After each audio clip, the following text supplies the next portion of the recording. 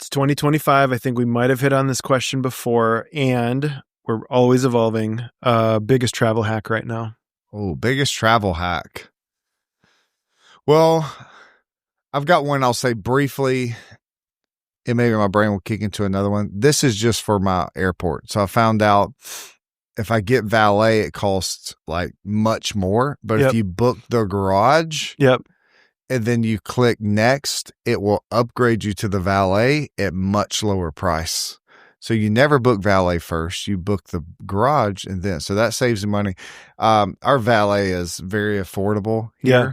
So that's my life hack. I don't waste any time in the airport. No, it's incredible. Yeah. I'm usually dropping, my car off as my plane's boarding or about to board.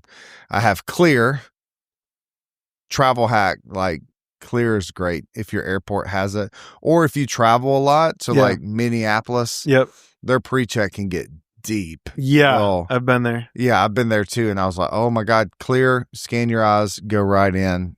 It's great. So I couldn't live without Clear. So what is like, what is the main benefit? Like, what do you have to do when you do Clear and then you go through? Do they Clear? They do like background checks and everything, right? So but like, do you put your bag on a thing and they? Oh no, you go in, you scan your eyes, and they put you right up to the front of the pre-check line, and they the Clear person will walk up, show them their badge, and say he's with Clear, he's good. How much was the price? $100 and something a year. And it's $75 for pre-check for 5 years. Well, you have to have both. Oh, I mean, you can have Clear with general boarding. Yep. But you still have to take off your shoes and jacket and belt and all that. Yeah. Oh, so Clear, you do none of that. Clear, if you go through pre-check, you just do pre-check things. Got it. Clear just gets you to the front of the line. Front of the line. Yeah. Good old Evan Silver time. Yeah, that's my hack. I probably have more that I've been doing for so long. I just think everybody else does. I hate that this was my question. I feel like my answer is so stupid. What is yours? You're going to laugh at me. So, I found out the hard way. All of you know that I grew up, financially somewhat challenged. That was my story. So I was flying for like whatever I could find was like the cheapest rate, whatever connections, whatever airports, didn't care so much. It didn't care. I had a bad flight on the way home, and we're right now Amex people. So I went to the Delta lounge.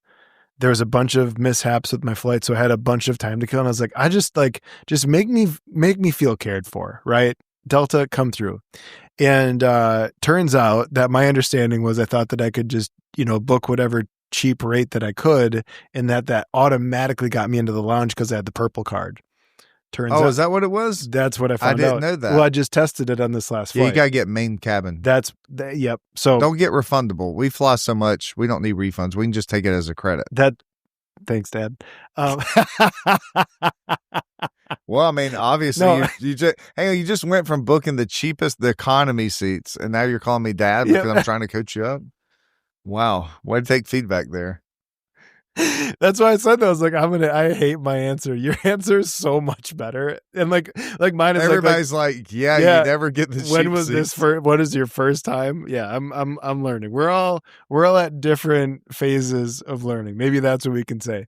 But yeah, so that's my main one. The other one is I actually convert my toiletries down to proper size. So one time I let my pre-check lapse. No comments, please. And I had to go through the regular line, and they threw away all my fancy face wash. So I learned that like the pre-check, they were just letting me through, right? For whatever reason, the regular line, they were very much like, sir, remember, there's supposed to be this many ounces. And I was like, I don't care. And care so much. Hang on, I do care. Well, it turned into that. I was like, all of a sudden, I'm like, well, I am. Are you an aisle or a window seat guy? Always aisle. Yeah, me too. Yeah. Like if the seat next to me doesn't book, I'll spend a little bit of time next to the window, but like for me, bonus legroom. Oh, so I just heard this. So if you're in 2 seats, right? Person that has the window gets elbow priority. Have you ever heard this? Like they get like of the shared armrest, they get elbow I've heard priority. the middle person gets Elbow. both rests. Well, yeah. If there's 3 seats, middle person gets elbow priority. Aisle person gets one leg extended is what we call it, right? Yeah. Interesting. Well, Yeah. I always fly first class, so do it. No, I'm kidding. I don't always. When you get upgraded. Yeah, when I get upgraded. First off, and also don't pay for that. That's what I was about to say. Like first, unless you're going like China or something like that, it Then might maybe. be. But like domestically, I just don't feel like first class is worth it. Is the room great? Yes. Like I can get drinks and snacks in the airport. It's good. Right. I know I sound like very ungrateful, but what I'm saying is it's not worth the extra $600 No. to book first class. No.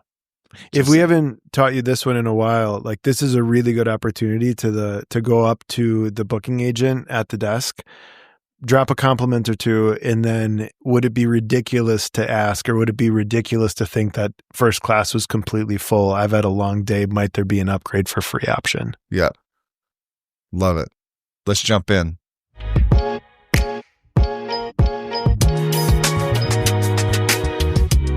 All right. So you've been working in our scale coaching through the Refined Network, scaling businesses, looking at their commission structures, looking at their service pricing. You did it to our salon.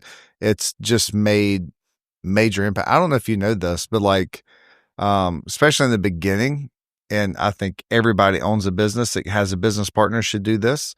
I was like, all right, let's see how these are going. And I would jump into these calls, like just because we record all of our calls. Yep. And man, the stuff that you're bringing to the table and hearing what the salons are saying. Yeah.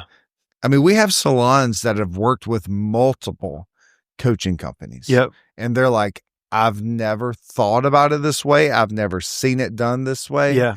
And it's drastically changing their business. Yeah. So kudos to you. Thanks. What are some, because we've done this too, especially as like there's coaching companies coming through and new ways of doing things. At the Refined Network, we make salon growth simple. Yeah.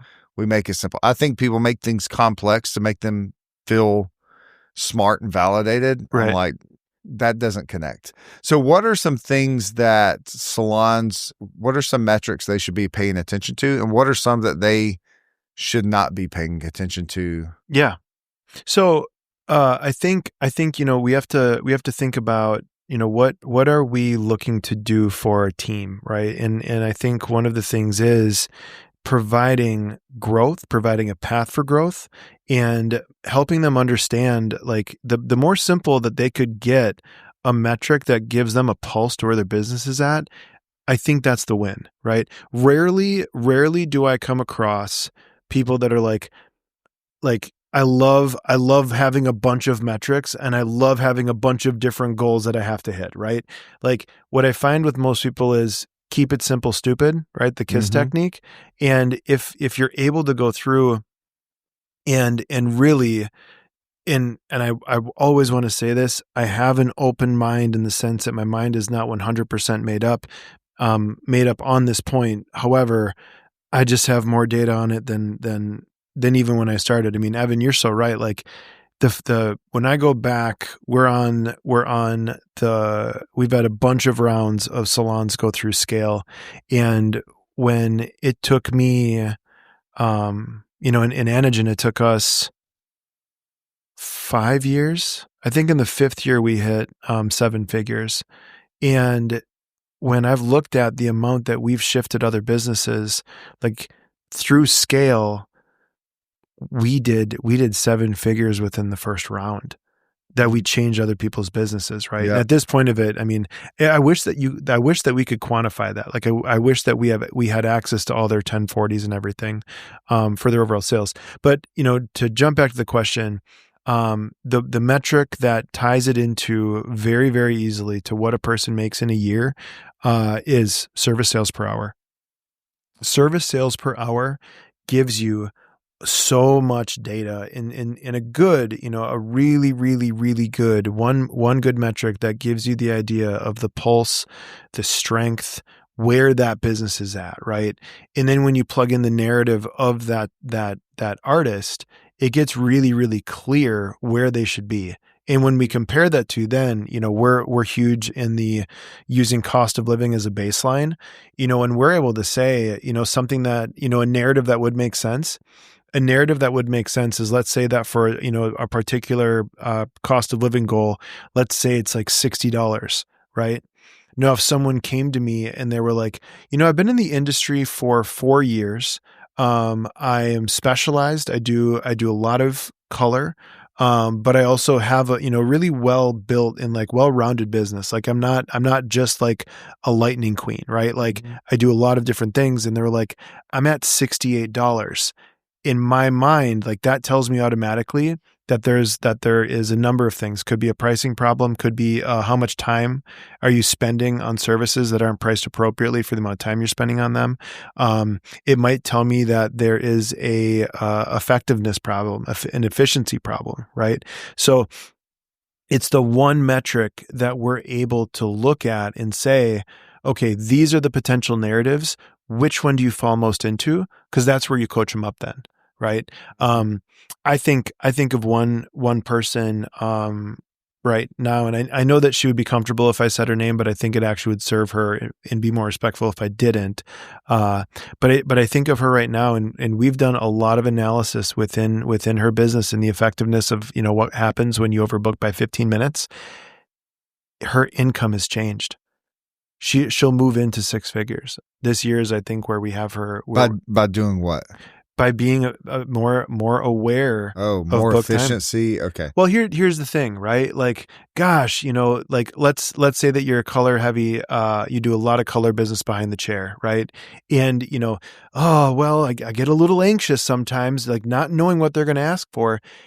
What if you had better consultation and said, hey, I got it. I knew where you want to go. Today, this is how much time that we have because I booked you appropriately based on our last conversation, right?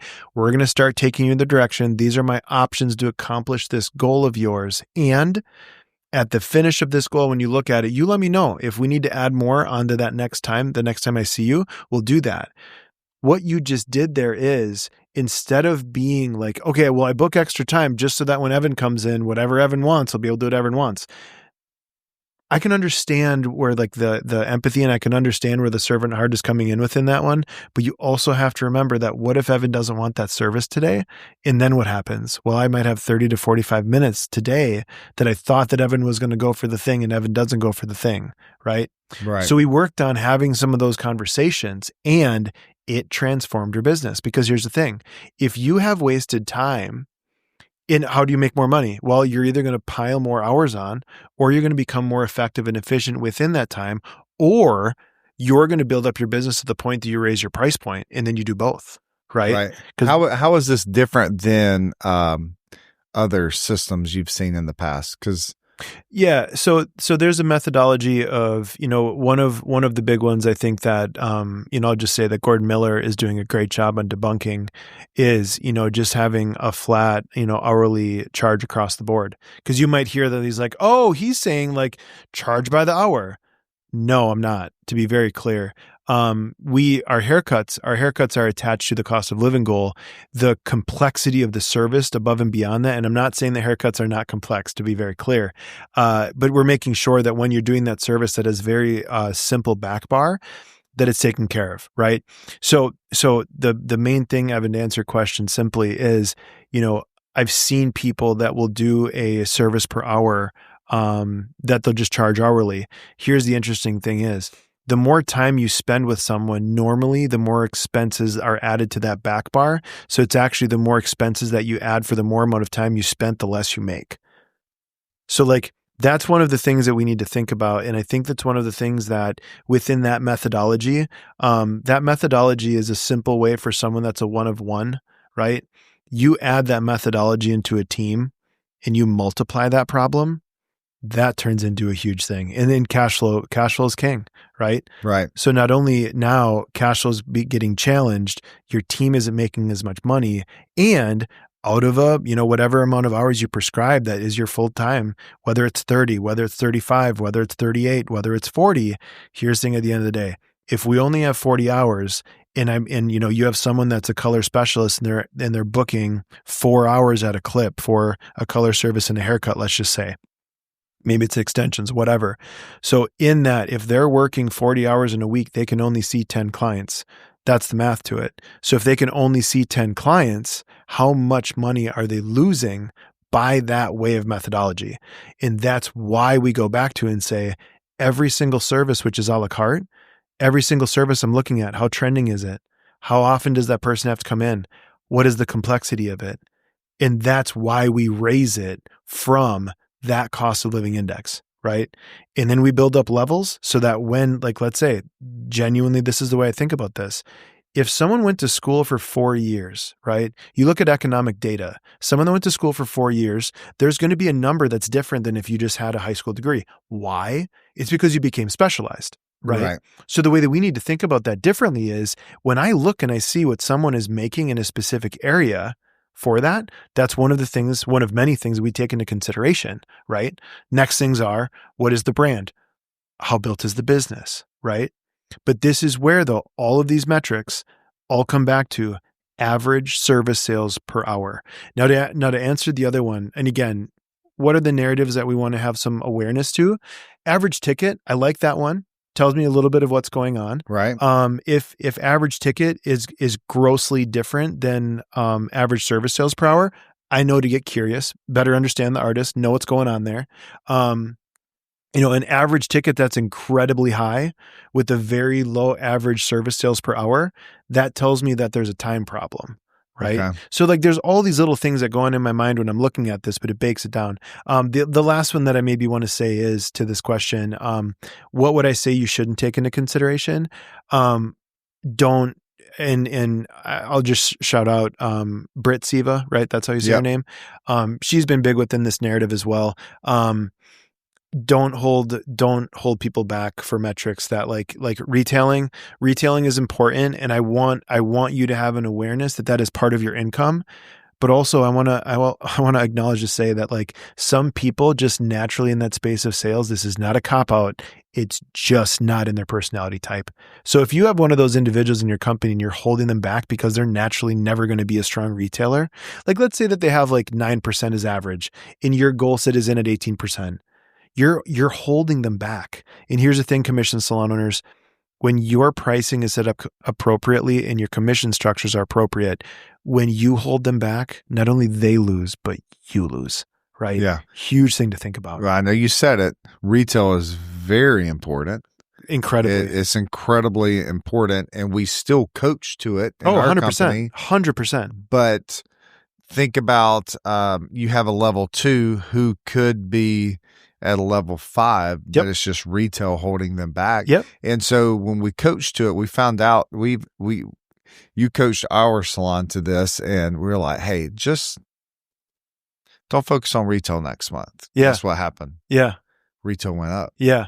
Because the pressure was off. Right. And you start talking about like bonus. Like, hey, this is bonus. Because there's 3 ways you can make income. Your tips, your services, and your retail. Yep. So if you're like, don't pay attention to retail at all as a service provider, you're losing out on one stream of income. One stream of income, right? It would be like us doing just events and not doing the Artist Academy, not doing coaching. It would be dumb. It's like, hey, you got to look at all the income streams that you could do in the company to serve the people. Correct. And that's one of them. 100%. And I like that you brought the focus that I've been, and again, like I'm saying, like if they're at 9%, your goal setting for 18, I'm just using that in a way of speak, right? The idea would be though is play that math out, right? Okay. So if they're consistently a 9% retailer and I have them up at level 5 pricing versus level 2, what happens? What happens to their clientele at level 5? There's a different amount of income that's available, right? If we can understand that people are people of convenience, this would be interesting data to look at. I actually think that by moving people up to higher service prices, I think it would be inarguable that you might actually turn them into a better retailer because that person wants consistency and convenience. Yeah. Kind of an interesting thing to think about, right? So like even that one, y'all, the numbers find the narrative. When you find the narrative and you compare it to what the path is, you will find growth. It's every single day of the week. Yeah. And I think with RTS percentage, once we got our service pricing correct where it needs to be, our RTS dipped a little bit because now our service pricing is a lot more. So unless somebody's buying like shampoo, conditioner, a mask, styler, all that stuff. So it's an important metric, but it's not one to hold people back. Absolutely from growth. Not. Absolutely not. Another one to look at is, I think it's important in a specific area of the business, but like rebooks at checkout versus total pre-books, right? Very, very different thing to look at. Rebooks at checkout could be low based on a specific type of client, but their overall rebooking rate could be higher, right? Yeah. Like that's a demand situation you want to look at. So like there's specific metrics that when you look at that in that way, referrals are another one. There's seasons of business and there's times in business that when you will have natural turnover, that is a thing. Now, if you're really, really effective and efficient on it and you're on social media and you're on your marketing game and you are showing what your openings are, there's a high amount that like if you have, think of it this way, if you have the type of clientele that does not rebook at checkout, but you still have a high pre-book, that narrative would say maybe that you should have a lot of room for referrals. Now, if you're effectively using social media and you have all of your clientele there, and when you're posting that you have a last minute opening and your existing clientele is filling it, you would have a less than likely opportunity to have a high referral number. Again, y'all, like I think of that thing like The Beautiful Mind when he's like in his shed and there's a Post-it notes with all the strings everywhere. That's your brain right now? Yes.